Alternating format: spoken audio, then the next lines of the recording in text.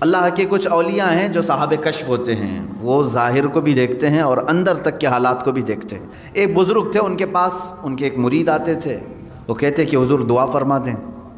وہ دعا کرتے اللہ تجھے انسان بنا دے۔ ظاہر سی بات ہے، اب اگر میں کسی کو کہوں تو وہ بھی جھلا جائے گا، کیا میں دکھتا نہیں ہوں آپ کو انسان؟ کوئی دوسری دعا کرو۔ وہ ایک دن دعا کے لیے کہے، انہوں نے دعا کیا۔ دوسرے دن پھر انہوں نے کہا مرید نے کہ حضور میرے لیے دعا فرما دے۔ پیر و مرشد نے کہا اللہ تجھے انسان بنا دے۔ تو دوسرے دن جھلا کر کے کہا کہ حضور ہر بار آپ یہی دعا کر رہے ہیں، کیا میں جانور ہوں؟ میں تو انسان ہوں ہی، میرے لیے کچھ اور دعا فرمائے۔ انہوں نے کہا بیٹھ جا میں تجھے دکھاتا ہوں۔ انہوں نے اپنے سر سے اپنی ٹوپی اتاری اور اس کی سر پر رکھ دی۔ جیسے ہی وہ مرید ان کی ٹوپی پہنا تو چیخنے لگا، چلانے لگا اور ادھر ادھر اچھل کود کرنے لگا۔ لوگوں نے اسے پکڑا۔ شیخ نے کہا کہ یہ آپ ٹوپی اتار لیں اس کے سر سے۔ ٹوپی اتار لی گئی۔ مرشد نے، شیخ نے پھر سے ٹوپی پہن لی۔ کہا کیوں، کیا بات ہے، کیوں اتنی اچھل کود مچائے تھے؟ اس مرید نے کہا کہ حضور آپ وہی دعا فرمائیں جو آپ تک کر رہے تھے۔ بتا تو صحیح۔ لوگوں کو اس نے روتے ہوئے بتایا کہ جیسے ہی میں نے پیر و مرشد کی ٹوپی پہنی تو میرے اعضاء جو ہے کتے کی طرح دکھنے لگے، مجھے جانور جیسی شکل میری نظر آنے لگی، تو میں گھبرا گیا کہ کہیں میں جانور بن تو نہیں گیا۔ میں نے ٹوپی اتاری تو پھر مجھے ساری جیسی چیزیں تھیں ویسی، یہ کیا ماجرا ہے؟ تو پیر و مرشد نے فرمایا انسان بسا اوقات برے کام کرتے کرتے جانوروں جیسا بن جاتا ہے، غلاظت میں اتر جاتا ہے، اور ہے تو حیوان، انسان بھی حیوان ہی سے بنا ہے، حیوان ناطق ہے۔ اس کے اندر جب غلاظت بڑھ جاتی ہے تو بسا اوقات یہ جانوروں سے بھی نیچے گر جاتا ہے، جس کے ہمیں دیکھنے کو نتائج آج مل بھی رہے ہیں۔ بڑے بڑے اس کی مثالیں، بڑی مثالیں بھی آج موجود ہیں۔ کوئی جانور اپنی برادری میں سے مادہ کے ساتھ اپنے جسمانی سکون حاصل کرتا ہے تو ٹھیک ہے، لیکن کسی کو پھاڑ دینا، مار دینا، قتل کر دینا یہ انسانوں سے ہوتا ہے۔ ایک مجبور لڑکی اگر درندوں کو مل جائے تو یہ جس طرح کی حرکتیں کر جاتے ہیں جیسے آج سرخیوں میں موجود ہے بہت سارے حالات، تو کیا یہ انسان ہیں؟ انسان کہلانے کے لائق ہیں؟ کتے بھی اپنی جسمانی سکون حاصل کرتے ہیں لیکن کسی مادہ کو پھاڑ کر کے ختم نہیں کرتے۔ جہاں ان کا جسمانی سکون حاصل ہوا وہ چھوڑ دے۔ جانوروں میں اتنا ہے، لیکن انسان کے اندر جب انسانیت گر جاتی ہے تو وہ جانوروں سے بھی زیادہ ذلیل ہوتا ہے، ان سے بھی زیادہ گر جاتا ہے۔ اس لیے میرے عزیزو، انسانی صفات پر باقی رہنا یہ بھی کمال کی بات ہے۔ اللہ رب العزت کی بارگاہ میں شکر بھی بجا لا اور دعا بھی کرتے رہو، اے اللہ تو نے ہزاروں مخلوق میں سے مجھے انسان تو بنایا، اے کریم خدا مجھے آخری دم تک انسانیت پر ہی زندہ رکھ۔ اس لیے کہ پہلے کی بہت ساری مثالیں ہماری کتابوں میں یہ بھی ملتی ہیں، کچھ لوگ مر گئے اور مرنے کے بعد ان کے چہرے بدل گئے، کسی کا چہرہ خنزیر کی شکل بن گیا، کسی کا گدھے کی شکل بن گیا۔ پہلے کی باتیں موجود ہیں، انسانوں کو بنایا گیا ہے، قرآن پاک میں بھی موجود ہے۔ اللہ تبارک و تعالیٰ نے ایک قوم کو فرمایا کہ کونوا قردۃ خاسئین، تم دھتکارے ہوئے بندر بن جاؤ، وہ پورے کے پورے بندر بن گئے تھے موسیٰ علیہ السلام کی قوم کے کچھ لوگ۔ تو انسان کبھی جانور بنتا ہے، یہ کب بنتا ہے؟ جب وہ اپنے اخلاق چھوڑ دیتا ہے۔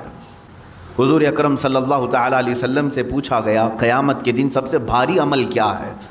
آپ فرماتے میزان عمل پر رکھے جانے والا سب سے وزنی عمل انسان کا اس کے اخلاق حسنہ ہیں، اس کے کیریکٹر ہیں، اس کے اخلاق ہیں۔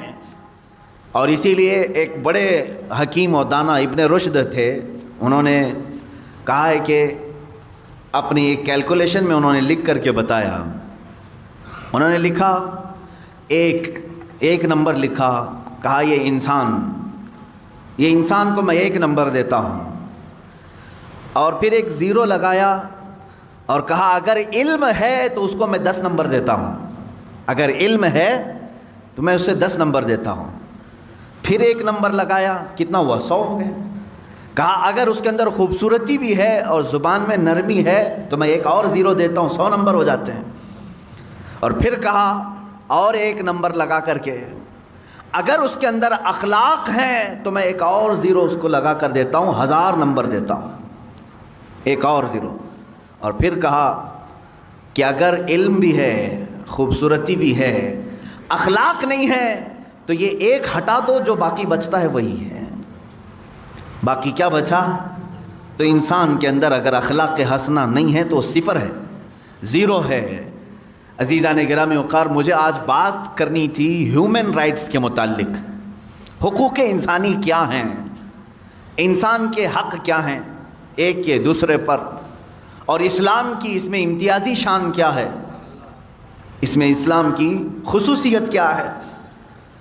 تقریباً صدیاں گزر گئی حقوق انسانی کے لیے. جو سب سے پہلی اعلامیہ جاری ہوا, یعنی ورلڈ لیول پر اگر کوئی بات اعلان کے طور پر پیش کی گئی, تو سن 1948 میں یہ UN کے ذریعے سے ہیومن رائٹس کے لیے کچھ قوانین بنائے گئے کہ انسان پر کچھ حق ہیں, فنڈامنٹل رائٹس ہیں ہر ایک کے.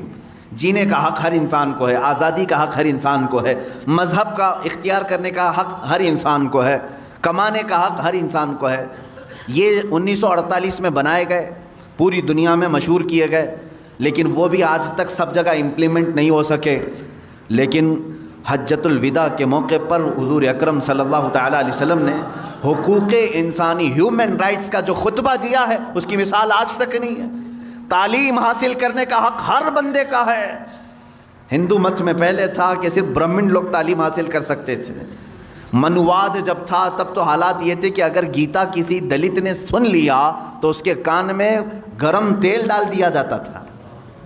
یہ کتابوں میں موجود بات میں عرض کر رہا ہوں. خیر, آج ترقی پاتے ہوئے حقوق انسانی کے طور پر بہت ساری چیزیں ختم ہو گئی. آج مساوات اور ایکویلٹی کی بات کی جاتی ہے, لیکن اب بھی امپلیمنٹ نہیں ہو سکا. ہیومن رائٹس میں سب سے پہلے حقوق انسان کے کیا ہیں, وہ اسلام کے نظریے سے میں پہلے بتانا چاہتا ہوں. اللہ کے حبیب صلی اللہ تعالیٰ علیہ وسلم کی حدیث ہے, کل المسلم علی المسلم حرام دمہ ومالہ وعرضہ. ہر مسلمان پر کچھ چیزوں کا حرام آپ نے فرمایا, کچھ چیزیں حرام ہیں. اس کا خون لینا تمہارے لیے حرام ہے. خون مطلب بلڈ ڈونیٹ نہیں, قتل کرنا, کسی کا خون کرنا حرام ہے. اس کا مال تمہارے اوپر حرام ہے, اس کی عزت تمہارے اوپر حرام ہے. کیا مطلب ہے؟ نہ تم کسی کا ناحق قتل کرو گے, نہ کسی کا تم مال ہڑپ کر رکھو گے, نہ تم کسی کی عزت کے ساتھ کھلواڑ کرو گے. 5 چیزیں ایسی ہیں جن کو کہا جاتا ہے جس کی حفاظت ہر مسلمان کے لیے فرض ہے. ہر مسلمان کے لیے فرض ہے, اپنی بھی کرے اور دوسرے کی بھی کرے. یہ ہیومن رائٹس کا سب سے جیتا جاگتا ثبوت میں آپ کو دے رہا ہوں. 5 چیزیں کیا ہیں, توجہ سے سنیں. اسلام ہی اس بات کی شہادت دیتا ہے اور ضمانت بھی دیتا ہے کہ یہ 5 چیزیں جنہوں نے محفوظ کر لیا ان کا معاشرہ محفوظ ہو گیا. نمبر 1, ہر ایک کو اپنے جان کی حفاظت کرنی ہے, دوسرے کی جان کی حفاظت کرنی. یہ سب سے بڑا حق ہے, اسلام نے دیا ہے. تمہیں اپنی جان کی حفاظت کرنی ہے اور دوسرے کے جان کی حفاظت کرنی ہے, پہلی چیز. دوسری چیز ہے تمہیں اپنے مال کی حفاظت کرنی ہے اور دوسرے کے مال کی حفاظت کرنی ہے. جہاں تمہیں اپنا مال دیکھنا ہے ویسی دوسرے کا مال. اس میں کوئی خرابی نہیں آئے گی اگر یہ 5 چیزوں پر کوئی کاربند ہو گیا. توجہ سنیں. اور پھر اپنی عزت کی حفاظت کرنی ہے اور دوسرے کی عزت کی حفاظت کرنی. نمبر 3, اپنی عزت. ایسا نہیں کہ تم بے آبرو ہو کر کے باہر گھومو گے. جس طرح تم اپنے آپ کو ننگا باہر دیکھنا پسند نہیں کرتے, کسی اور کو بھی ننگا دیکھنا پسند نہیں ہونا چاہیے. تم اپنے متعلق بھی عزت کی حفاظت کرو اور دوسرے کی بھی عزت کی حفاظت کرو. لوگ اپنے سطر کی تو حفاظت کر لے جاتے ہیں, دوسروں کے سطر دیکھنے کی کوشش کرتے ہیں. اسلام نہیں ہے. جان کی حفاظت اپنی اور دوسرے کی, مال کی حفاظت اپنی اور دوسرے کی, عزت کی حفاظت اپنی اور دوسرے کی. 3 چیزیں ہو گئی. چوتھی چیز اللہ کے حبیب صلی اللہ تعالیٰ علیہ وسلم کی حدیثوں سے ہے, اپنے نسب کی حفاظت کرو اور دوسرے کے نسب کی حفاظت کرو. نسب کی حفاظت یہ بہت ضروری چیز ہے. نسب کی حفاظت کا مطلب کیا ہے؟ بغیر شادی شدہ بچے پیدا ہونے نہ دینا, ورنہ اس کا نسب ہی نہیں معلوم ہوگا. اسلام نسب کا بہت اہتمام کرتا ہے. آج یورپ میں جا کر کے پوچھو تو ان کا نسب ہی نہیں معلوم ہے. ان کا باپ کون تھا معلوم ہی نہیں ہے, کیونکہ شادی کیا ہی نہیں. وہ سوچتے ہیں گرل فرینڈ بوائے فرینڈ کا جو تصور لایا گیا یہ تو ابھی کم ہے ہمارے معاشرے میں، وہاں تو پورے مزہ چکھنے کا نام فرینڈ شپ ہے، پوری شادی شدہ زندگی، 2 بچے ہو جاتے ہیں پھر بھی گرل فرینڈ ہے ہماری یہ نسب کو انہوں نے تباہ و برباد کر دیا، اور اس کے بعد جم گیا تو ٹھیک ہے، نہیں جما تو چھوڑ دیا۔ ہزاروں کی تعداد میں بچے ہیں، ایسے اولاد ہیں ان کے باپ کا اور ان کے نسب کا کچھ عطا پتہ نہیں ہے، لیکن اسلام نسب کا اہتمام کرتا ہے۔ نسب، اپنا بھی نسب کا اہتمام کرو اور دوسرے کی بھی نسب کو خلط ملط ہونے نہ دو، یہ ضروری ہے۔ اب یہاں سے کوئی یہ بات نہ سمجھ لے نسب کا مطلب اپنے ہی خاندان میں شادی کرنا ضروری ہے تاکہ ہمارا خاندان میں، ایسا ضروری نہیں اسلام، لیکن یہ ضروری ہے کہ تمہارے بچے کا کوئی باپ ہو، اس کا دادا ہو، اس کا نسب اوپر تک پہنچتا ہو۔ اگر بچے کا کوئی باپ ہی نہیں رہا، آہرہ جس کو کہتے ہیں، عورت ایسی فاحشہ اور طوائف ہے کہ اس نے نہ شادی کی لیکن اولاد ہوئی، وہ اپنے بچوں کے باپ کا نسب کس طرف جوڑیں گے؟ اسلام اس کے خلاف ہے، اسی لیے کتنا اہتمام کیا ہے معلوم ہے اسلام نے؟ ایک اس کی مثال میں دے دوں، اگر کسی عورت کو آپ نے طلاق دیا تو اسلام کہتا ہے وہ دوسرے سے نکاح کر سکتی ہے لیکن تھوڑے دن اس کو ٹھہرنا فرض ہے۔ کیوں؟ کتنے دن تک ٹھہری رہے گی مطلقہ عورت؟ کتنے دن تک؟ 3 حیض جب تک اس کے نہ آ جائیں تب تک وہ دوسرے مرد سے نکاح نہیں کرے گی۔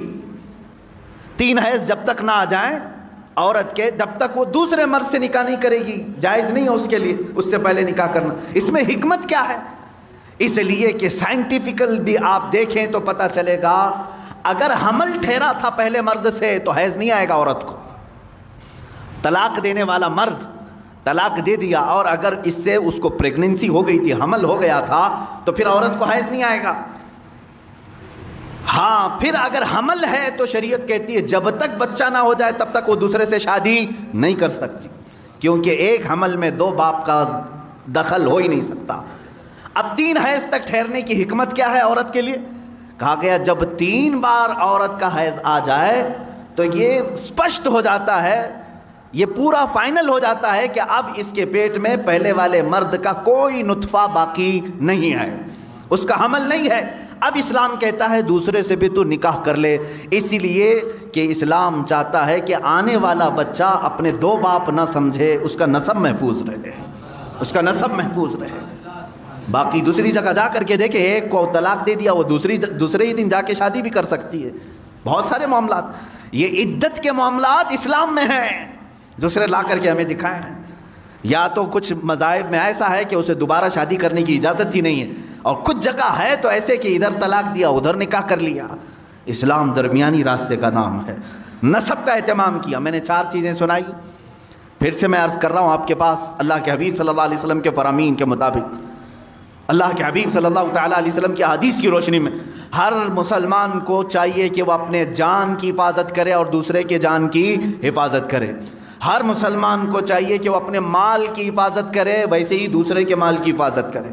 ہر مسلمان کو چاہیے کہ وہ اپنے عزت کی حفاظت کرے، ویسے ہی دوسرے کی عزت کی حفاظت کرے۔ نمبر 4، ہر مسلمان کو چاہیے کہ وہ اپنے نسب کا اہتمام کرے، اسی طرح دوسرے کے نسب کا بھی اہتمام کرے، خیال کرے۔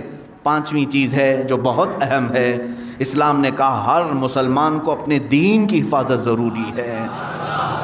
اسی طرح کہا گیا کہ دوسرے کے دین سے چھیڑ چھاڑ بھی نہ ہو۔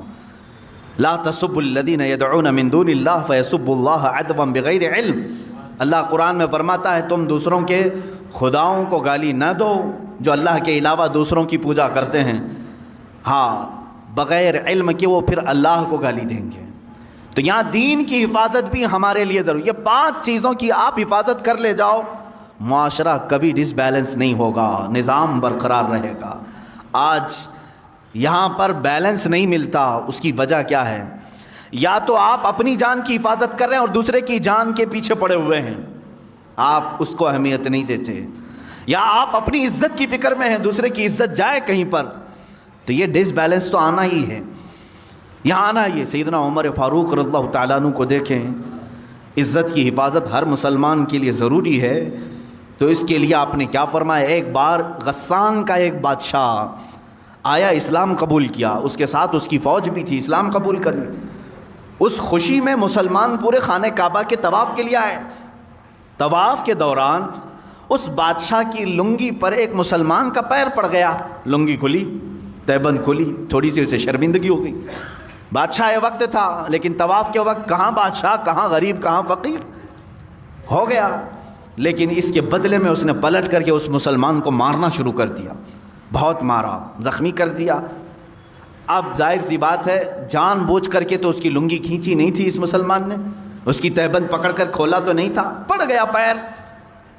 سیدنا عمر فاروق رضی اللہ تعالیٰ عنہ کی بارگاہ عدالت میں یہ مسلمان نے مقدمہ کر دیا. کہا حضور یہ جو غسانی بادشاہ ہے، جبلہ بن احم اس کا نام تھا، اس کی تہبند پر میرا پیر پڑھا، غلطی سے ہوا، لیکن اس نے مجھے اس غلطی سے کئی زیادہ مارا ہے، زد و کوب کیا ہے، مجھے زخمی کر دیا ہے.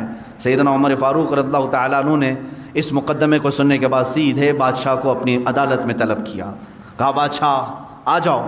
جب وہ آیا تو کل تک تو بڑا اعزاز و اکرام تھا حضرت عمر فاروق کے ساتھ، تو وہ آپ کے بغل میں بیٹھنے آیا تو آپ نے کہا نہیں، وہاں کٹہرے میں کھڑے رہو جہاں مسلمان کھڑا ہے، اس لیے کہ آج تم ملزم کے الزام ہے تمہارے اوپر، تم بادشاہ ہوں گے اپنے زمانے کے، لیکن آج تمہارے اوپر الزام ہے، تمہیں وہیں کھڑا ہونا ہے جس نے الزام لگایا ہے. تو جب یہ بات ثابت ہوئی، بادشاہ نے کہا ہاں میں نے مارا. ظاہر سی بات ہے طواف کے دوران اس نے میری تہبند پر پیر رکھا، میری بے عزتی ہو گئی، میری بے عزتی ہو گئی، اس کے لیے میں نے مارا. حضرت عمر فاروق رضی اللہ تعالیٰ عنہ نے فرمایا اسلام صرف اپنی بے عزتی پر مارنے کا حکم نہیں دیتا، تجھے یہ بھی دیکھنا چاہیے تھا کہ سامنے والے کی تو نے کتنی بے عزتی کی. جس کا پیر پڑا اس کو مار کر کے تو نے کتنی بے عزتی کی. اسلام میں سب کی عزت برابر ہے، سب کی عزت برابر ہے. حکم دیا حضرت عمر فاروق رضی اللہ تعالیٰ عنہ نے، غلطی کی سزا 1 تھپڑ 2 تھپڑ ہو جاتی، اس نے جو زیادہ تجھ پر مارا ہے اتنا بدلہ تو اس کے ساتھ لے لے. فیصلہ ہو گیا. مسلمان کو کہا گیا تو اس بادشاہ کو ویسے ہی مار جیسے تجھے اس نے مارا ہے. اس نے کہا کیا ایسی بھی کوئی فیصلہ ہوتا ہے، ایسی عدالت ہوتی ہے بادشاہ کے ساتھ ایک عام آدمی کو مارنے کا حکم دے رہے ہیں آپ؟ کہا ہاں یہ عدالت مصطفیٰ ہے، یہاں ہر ایک کے حقوق برابر ہیں. وہ عدالت مصطفیٰ جہاں خود میرے آقا صلی اللہ علیہ وسلم فرماتے ہیں اگر میری بیٹی سے بھی کوئی چیز ثابت صادر ہو جائے میں اس کے بھی ہاتھ کاٹوں گا. اللہ کے نبی صلی اللہ تعالیٰ علیہ وسلم نے فرمایا یہ عدالت مصطفیٰ ہے. حقوق انسانی اس کو کہتے ہیں میرے عزیزو، ہیومن رائٹس اس کو کہا جاتا ہے. بادشاہ نے کہا مجھے مہلت دو، کل آپ کی عدالت میں آ کر کے میں یہ سزا قبول کر لوں گا. لیکن اسی رات کو غائب ہو گیا، اسلام بھی چھوڑا، مرتد ہو کر چلا گیا.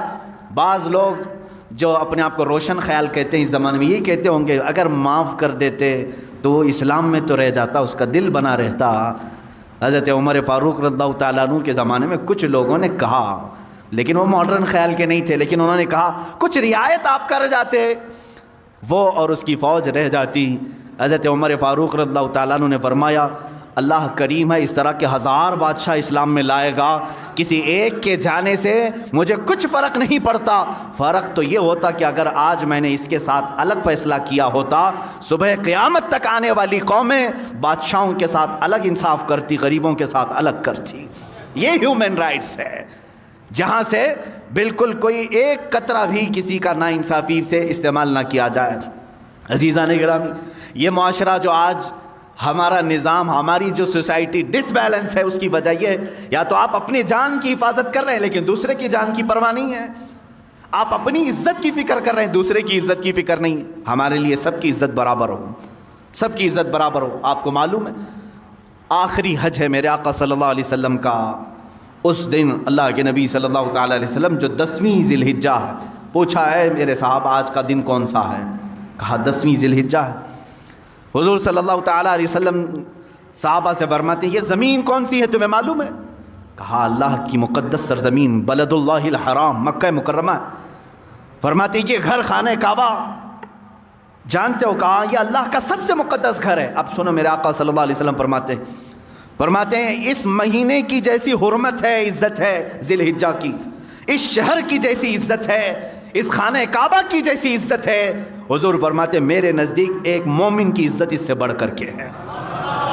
ذی الحجہ کے مہینے سے بڑھ کر، بلد اللہ الحرام سے بڑھ کر، خانہ کعبہ سے بڑھ کر ایک مسلمان کی عزت کو اللہ کے نبی نے اتنا بلند کیا.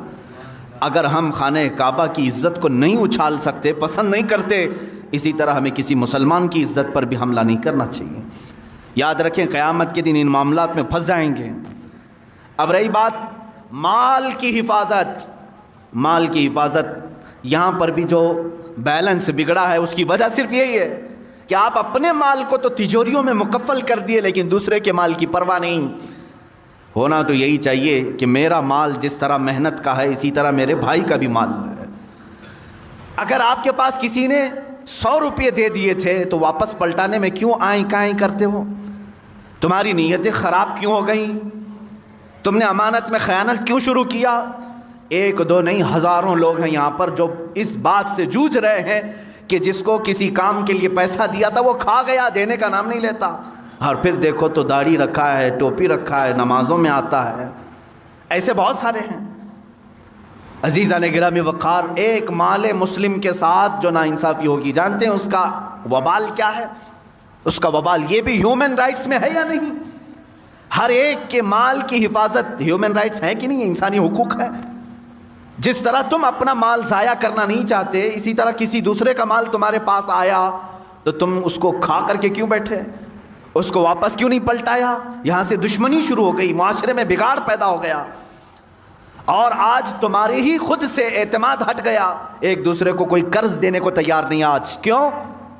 معلوم نہیں ہے کہ ہزاروں مثالیں ملتی ہیں، کھا جاتے ہیں لوگ، کھا جاتے ہیں۔ تمہارے ساتھ تجارت کرنے کو کوئی تیار نہیں، کیوں؟ امانت ختم کر دیا۔ جب تک تمہیں امانتوں کو واپس پلٹانے کی عادت نہ آ جائے تمہاری برکتیں بھی چھین لی جائیں گی، برکتیں ختم ہو جاتی۔ اب سنو، تم بہت بڑے بڑے یہاں 1,00,000 2,00,000 کھا کر کے ڈکار تک نہیں لے رہے ہیں۔ 1 درہم کی بات کرتا ہوں، 2 درہم کی بات کرتا ہوں۔ مدینہ رسول ہے، اللہ کے حبیب صلی اللہ تعالیٰ علیہ وسلم کی بارگاہ میں ایک صحابی رسول کا انتقال ہوا، جنازہ آیا، جنازے کے لیے صفیں کھڑی ہو گئیں۔ اللہ کے حبیب صلی اللہ تعالیٰ علیہ وسلم آگے بڑھے، جنازہ پڑھانے سے پہلے میرے آقا صلی اللہ علیہ وسلم نے پوچھا، اس پر کسی کا قرض تو نہیں تھا؟ اس پر کسی کا حق باقی تو نہیں تھا؟ تو ایک جماعت میں کھڑے صف میں ایک صحابی نے کہا، ہاں یا رسول اللہ، یہ میرے 2 درہم باقی چھوڑ گیا ہے، میرے 2 درہم اس کے پاس تھے، ادا نہیں کیا اور موت آ گئی اس کی۔ اللہ کے حبیب صلی اللہ تعالیٰ علیہ وسلم کے الفاظ سنو، حدیث پاک میں موجود ہیں، صلو علی صاحبکم ولا اصلی علیہ، اے لوگو تم چاہو تو نماز پڑھ لو، میں اس پر نماز نہیں پڑھوں گا۔ 2 درہم باقی رکھ کر کے گیا، جنازہ تیار ہے، میں اس کی نماز جنازہ نہیں پڑھتا، تم چاہو تو پڑھ لو۔ اللہ کے حبیب صلی اللہ تعالیٰ علیہ وسلم یہ فرما کر پیچھے ہٹ گئے۔ جو رشتہ دار صحابہ تھے یا ان کے قریبی تھے، انہوں نے کہا، اے اللہ کے حبیب صلی اللہ علیہ وسلم، 2 درہم پر نماز جنازہ نہیں ہوگی؟ کہا ہاں، یہ حقوق انسان ہے، حقوق العباد ہے، یہ ہیومن رائٹس ہے۔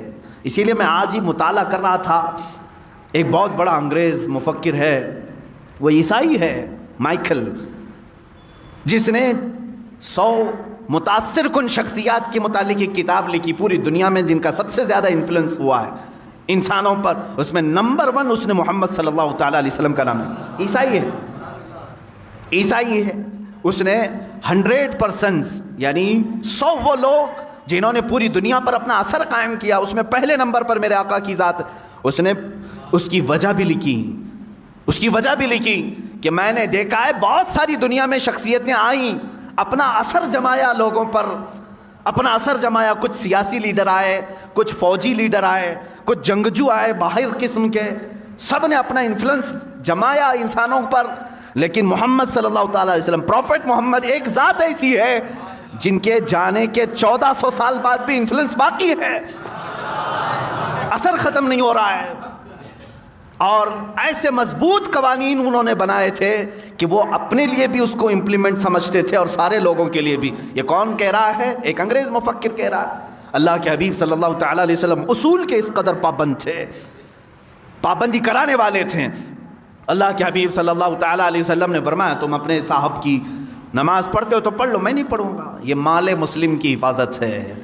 مسلمان کے مال کو جیسا تمہارا مال محفوظ ہے ویسا ہی دوسرے کا مال بھی محفوظ ہونا چاہیے۔ تو ایک صحابی نے بڑھ کر کے کہا، آقا میں ضمانت دیتا ہوں، میں ضمانت دیتا ہوں کہ اس کے 2 درہم میں قرضہ چکا دوں گا، آپ نماز پڑھا دیں۔ وہ سامنے آئے تو حضور صلی اللہ علیہ وسلم نے ان کو سامنے کیا، آؤ وقت بتاؤ کہ کس وقت ادا کرو گے؟ انہوں نے کہا کل کی مغرب تک میں 2 درہم ادا کر دوں گا، مجھے وقت دیا جائے۔ تو اس قرض خواہ سے پوچھا گیا کیا تجھے منظور ہے کل تک کا ٹائم؟ اس نے کہا ہاں یا رسول اللہ صلی اللہ علیہ وسلم۔ تب حضور نے نماز پڑھائی اور اس کے بعد دعا نہیں کی۔ دوسرا دن آیا مغرب، حضور اکرم صلی اللہ تعالیٰ علیہ وسلم انتظار میں تھے، فوراً اس صحابی کو بلایا جنہوں نے ضمانت لی تھی، وہ حاضر تھے اور وہ مال لے کر کے بھی آئے تھے 2 درہم، اور اس قرض خواہ کو ادا کیا۔ تب میرے آقا نے ہاتھ اٹھا کر کے دعا کی، اے اللہ کل جس کی وفات ہوئی اس کی مغفرت فرما دے۔ ہیومن رائٹس کی اس سے بڑی مثال کہیں تم دکھا سکتے ہو؟ یعنی حقوق انسانی، مال مسلم ہر ایک کے لیے ضروری ہے اس کی حفاظت۔ جن لوگوں نے ہڑپ کر کے اب رکھا ہے یا کسی کا دینا باقی ہے، یاد رکھو 1 روپیہ تمہیں جہنم میں لے جا سکتا ہے۔ 1 روپیے کی بات کر رہا ہوں، 1 روپیہ تمہیں دوزخ میں لے جا سکتا ہے۔ جس کا دینا باقی ہے یہاں پر ختم کر کے چلے جاؤ۔ 2 باتیں اور میں کہہ جاتا ہوں، مسلمان پر جو حقوق فرض ہیں اس میں مال کی بھی حفاظت فرض ہے۔ فرمایا گیا کل قیامت کے دن کچھ لوگوں کے گلے میں زمینوں کا توق ڈالا جائے گا، زمینیں لٹکائی جائیں گی اور وہ اس بوجھ سے ان کا چہرہ نیچے جھک چکا ہوگا۔ بڑی بڑی زمینیں گلے میں توق بنا کر ڈالی جائیں گی۔ تم کیا سمجھ رہے ہو میں تو اتنا ہی چھوٹا ہوں، اتنی بڑی زمین گلے میں کہاں سے آئے گی؟ قیامت کے دن جہنم میں جانے والے کی شکل بہت بڑی بنائی جائے گی۔ حدیث پاک میں ملتا ہے ایک جہنمی کی شکل مکہ اور مدینے کے بیچ جتنا فاصلہ اتنے بڑے فاصلے جیسی بنائی جائے گی۔ 450 کلومیٹر کا فاصلہ ہے، 425 کلومیٹر کا فاصلہ ہے۔ اگر ایک آدمی بیٹھ جائے تو کہا گیا کہ ادھر اس کا ہاتھ ہوگا ادھر ایک ہاتھ ہوگا، اتنی بڑی شکل بنائی جائے گی، تب اسے دوزخ میں ڈالا جائے گا۔ زمینوں کا توق اس کے گلے میں ڈالا جائے گا۔ کیوں؟ کہا اس کی زمین ہڑپا ہوگا، اس کی زمین پر قبضہ کیا تھا، اس کا مال لیا تھا۔ یہ سب قیامت کے دن سَيُطَوَّقُونَ مَا بَخِلُوا بِهِ يَوْمَ الْقِيَامَةِ۔ اللہ تعالیٰ نے قرآن میں بھی فرمایا جو کچھ انہوں نے بخالت کی وجہ سے بچا کر اپنے پاس رکھ لیا تھا، یہ توق بنا کر گلے کا ہار بنا کر کے قیامت کے دن ڈالا جائے گا۔ حقوق میں تم پورے کے پورے اتر جاؤ مسلمانوں، ایک دوسرے کا حق نہ کھاؤ۔ اب سنو، میں سمجھتا ہوں دنیا میں سب سے افضل موت اگر کوئی ہے انبیاء اکرام کے بعد، سب سے افضل موت جس کی ہم تمنا کرتے ہیں وہ شہادت کی موت ہے یا نہیں ہے؟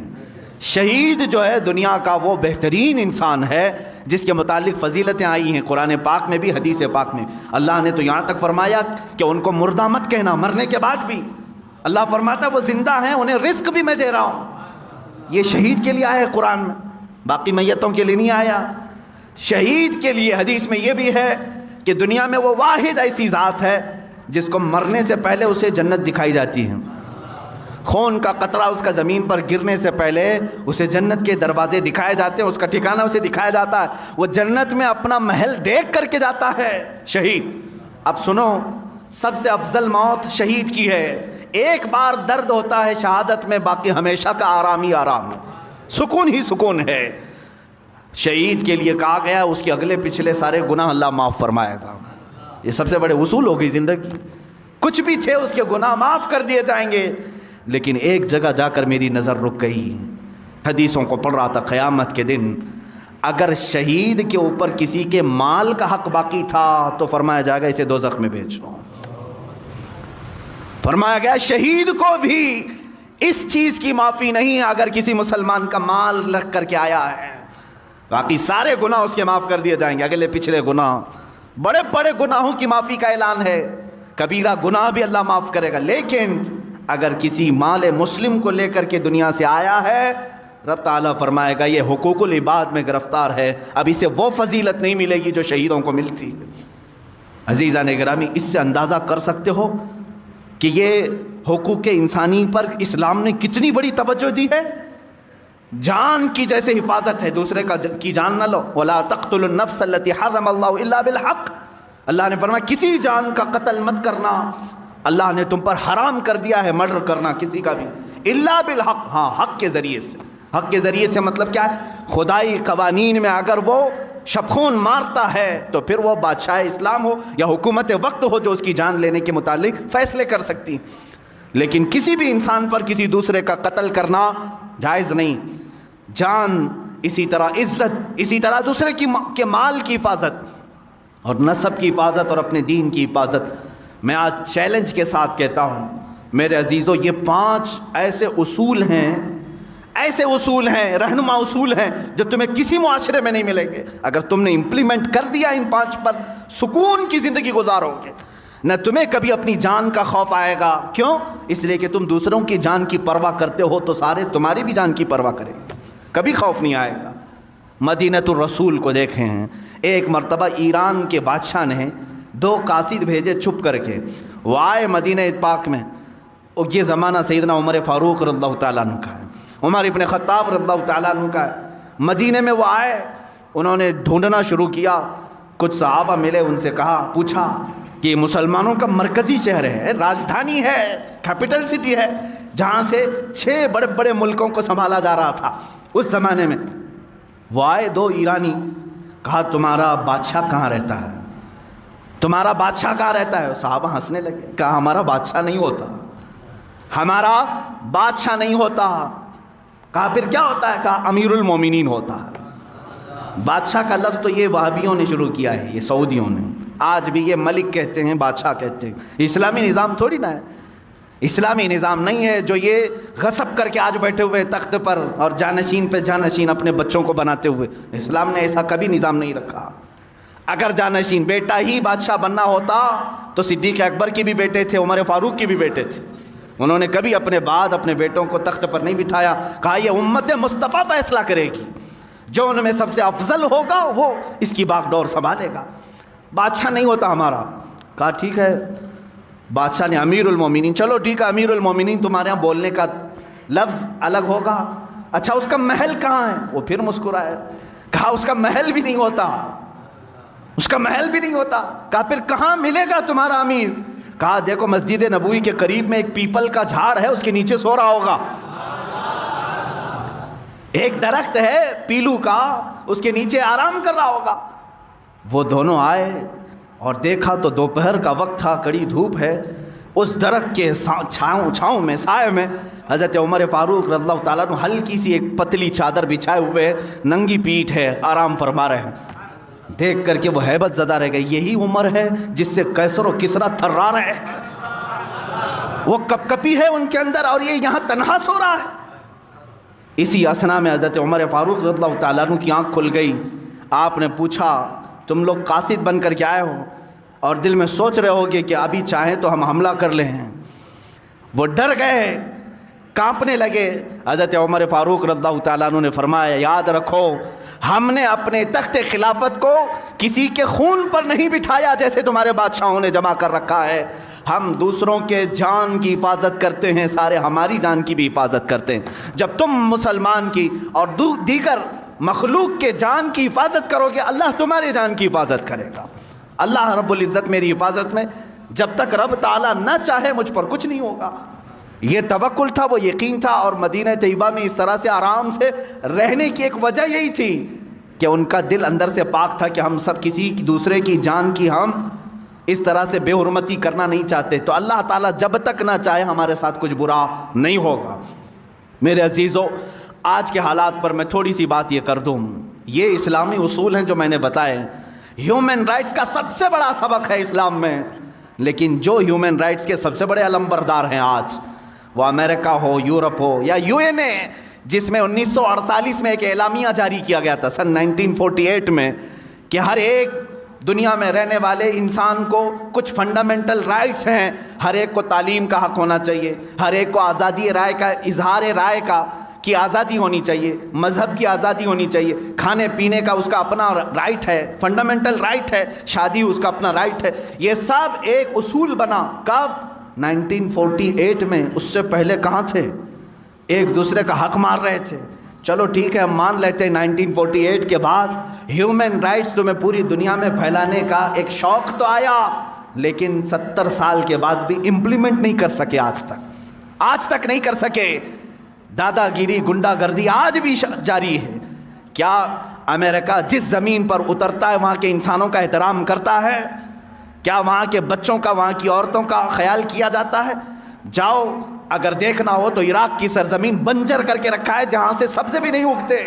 اتنے بم برسائے انہوں نے, کیمیکل کے ہتھیار ملک شام پر ڈالے, لاکھوں کی تعداد میں بچے فنا ہو چکے, بے گھر ہو چکے ہیں.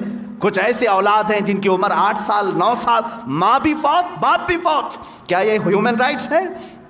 کیا یہ انسانی حقوق ہے؟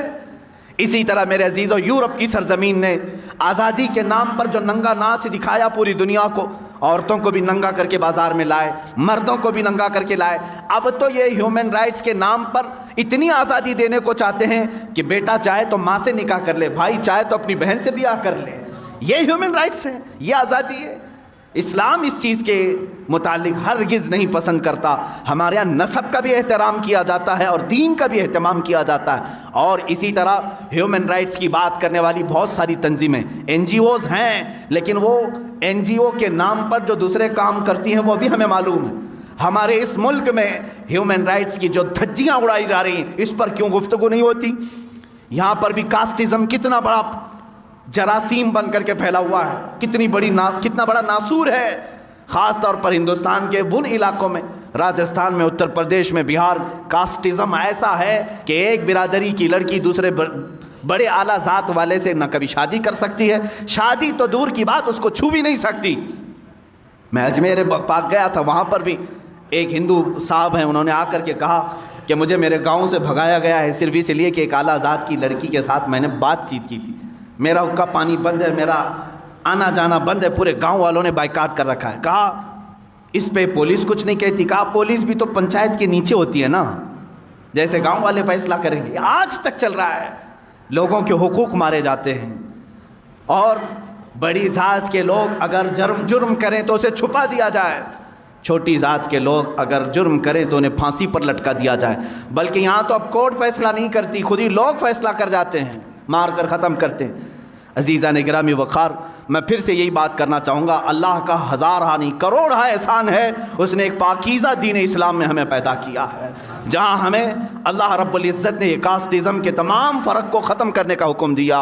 اللہ تعالیٰ نے فرمایا ہے کہ ان اکرمکم عند اللہ اتقاکم, تم میں کوئی بھی افضل نہیں, کوئی افضل نہیں, تم میں سب سے زیادہ افضل وہ ہے جس کے اخلاق سب سے اچھے ہوں گے, جو پرہیزگار سب سے زیادہ ہو, وہی افضل ہے.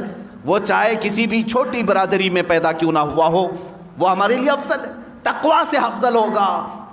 یہاں تک کہ سادات ہمارے ہاں بالکل محترم ہیں, حضور اکرم صلی اللہ تعالیٰ علیہ وسلم کی آل ہیں, لیکن خاندان کا یہ تعصب ان کے لیے بھی جائز نہیں. اگر کوئی یہ کہے میں سید ہوں مجھے ٹیکس دو, تو وہ جرت کر رہا ہے دین اسلام میں, اسلام میں وہ جرت کر رہا ہے. میں سادات کو بہت ادب کی نگاہ سے دیکھتا ہوں, اور یقیناً ہمارے آقا صلی اللہ علیہ وسلم نے ہمیں حکم بھی فرمایا, لیکن سادات کو جس طرح سے فوقیت حاصل ہے وہ ہمارا اپنا پرسنل معاملہ, ہم ادب و احترام کریں. لیکن جو سادات ہیں ان کے لیے حضور نے کیا فرمایا؟ اپنی بیٹی حضرت فاطمہ سے کہا تو عمل چھوڑنا مت, اعملی یا فاطمہ, اے فاطمہ نماز روزے حج و زکوٰۃ جو تم پر فرض ہیں اس میں کوتاہی نہ آنے پائے, یہ سوچ کر کے کہ میں رسول کی بیٹی ہوں عمل نہیں چھوڑنا. حضور نے اپنی بیٹی کو حکم دیا ہے, بعد کے آنے والی اولاد پر تو اور بھی زیادہ فرض ہے. عزیزان گرامی, کاسٹزم یا یہ خاندانی تعصب, اس چیز کو اگر کوئی لے کے آتا ہے, یہ خان ہے, یہ پٹھان ہے, یہ مرزا ہے, یہ سید ہے, یہ تمام تصورات اسلام میں نہیں ہیں میرے عزیز. ٹھیک ہے, پہچان کے لیے کوئی خاندان ہو سکتا ہے تمہارا, الگ تعارف کے لیے کوئی تمہاری برادری ہو سکتی ہے, لیکن کسی برادری کو کسی پر فوقیت حاصل نہیں ہے. اگر ایسا ہی ہوتا تو میں نے دیکھا ہے سادات ہمارے ہاں افضل خاندان ہے, اس میں ہمیں بھی معلوم ہے, لیکن جب بغداد مقدس کے سلطان الاولیاء سیدنا عبد القادر جیلانی قدس اللہ سرہ شریف کی بارگاہ میں جاتا ہوں, دیکھتا ہوں یہ سلطان الاولیاء ہے, قطب الاقطاب ہے, شہباز لامکانی ہے, قندیل سمدانی ہے, سارے ان کو اللہ تعالیٰ نے مقامات و مراتب عطا کیے. اب ظاہر سی بات ہے جو خود ولیوں کا سردار ہو وہ سادات میں سے بھی ہیں, حسنی سید ہیں, حسینی سید ہیں, ماں اور باپ دونوں کی طرف سے سید ہیں, ساری افضلیت جمع تھی. لیکن جب بیعت کرنے کی بات آئی, کس کے ہاتھ میں آپ نے ہاتھ دیا؟ ابو سعید مخزومی رحمۃ اللہ تعالیٰ علیہ, جو سید نہیں تھے, غیر سید کے ہاتھ میں آپ بیعت ہوئے. اب ہندوستان کے سلطان غریب نواز کی بارگاہ میں دیکھیں، سلطان الاولیاء، یہ خود بھی سید زادے ہیں، سرکار غریب نواز آل رسول میں ہیں، عطائے رسول بھی ہیں، لیکن پیر و مرشد خواجہ عثمان ہارونی سید نہیں ہیں۔ اسلام نے یہ ہمیں بتایا ہے کہ ہمارے ہاں خاندان افضل ہیں، لیکن اگر کوئی غریب نواز کا پیر بن سکتا ہے غیر سید، غوث پاک کا کوئی پیر بن سکتا ہے غیر سید، تو اسلام یہی بتانا چاہتا ہے تم میں افضل وہ ہے جس کا تقوی زیادہ ہو، افضل وہ ہے جس کا تقوی زیادہ ہو۔ عزیزان گرامی، ہیومن رائٹس کے متعلق بہت ساری باتیں ہیں، آج میں صرف اتنا میسج دینا چاہوں گا، اے مسلمانوں، میں حدیث رسول کے ذریعے سے تمہیں 5 چیزیں بتا کر کے جا رہا ہوں۔ ان 5 چیزوں کی حفاظت کی ذمہ داری ہر مسلمان کی ہے۔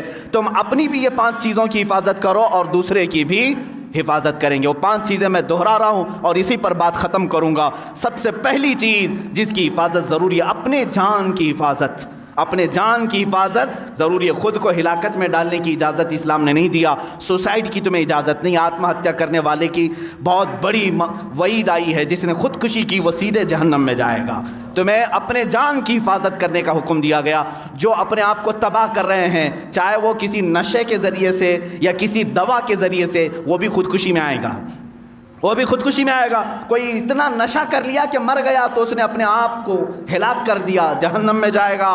خودکشی کرنے والا، اپنے جان کی حفاظت کرو اور دوسرے کی جان کی حفاظت کرو۔ نمبر 2، اپنے مال کی حفاظت، اسی طرح دوسرے کے مال کی حفاظت۔ اس کے مال میں تم خورد برد نہ کرو اور اپنے مال کو بھی ضائع ہونے نہ دو۔ نمبر 3، اپنی عزت کی حفاظت کرو، اسی طرح دوسرے کی عزت کی بھی۔ جس طرح تم اپنا سطر کھلنے نہیں دیتے، اسی طرح دوسرے کا بھی سطر کھلنے نہ دو۔ اپنے گھر کی عورتوں کی جیسی تم حفاظت کرتے ہو، دوسری کسی عورت پر تمہاری نگاہ بھی نہ پڑنے پائے۔ میری بہن جتنا میرے لیے عزیز ہے، اسی طرح دوسرے کی بھی بہن اس کے لیے عزیز ہوتی ہے۔ میری ماں جس طرح میرے لیے محترم ہے، اسی طرح دوسرے کی ماں بھی میرے لیے محترم ہو۔ ہم سب عورتوں کی بھی حفاظت کریں۔ یہ 3 چیزیں ہو گئی۔ نمبر 4، اپنے نسب کا اہتمام کرو، حفاظت کرو کہ نسب خلط ملط نہ ہونے پائے۔ نمبر 5 ہے اپنے دین کی حفاظت کرو، دین میں کبھی کوئی دراندازی کرنے نہ پائے۔ تم آج دائرہ اسلام میں ہو، اس بات کی ہمیشہ کوشش کرتے رہو جب میری آنکھیں بند ہوں تو دین اسلام پر بند ہو،